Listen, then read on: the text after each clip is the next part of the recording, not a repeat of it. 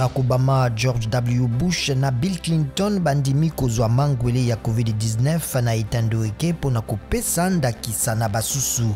Bakonzi basato baye bakala ba Etats-unis bayanoli mutu na mutu na ngambo na ye ete esengeli mangole mango matalama ya mbomalamu pe mapesama na bato bazali mingi na bosenga na yango.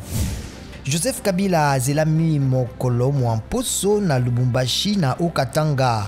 Babongisi ya mobembo ya mokonzi ya kala ekolo Congo Démocratique basakoli ete manso mabongisami pona koyamba ye.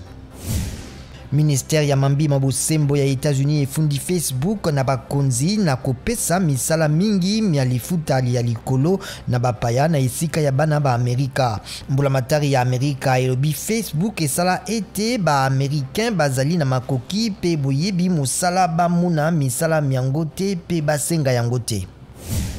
Etats-unis ebisi bakonzi ba Mozambique ete elingi kosunga bango na bitumba na badongolomeso. Mokambi ya bitumba na badongolomeso Nathan Sale akutanaki na président Philippe Nyusi pona yango.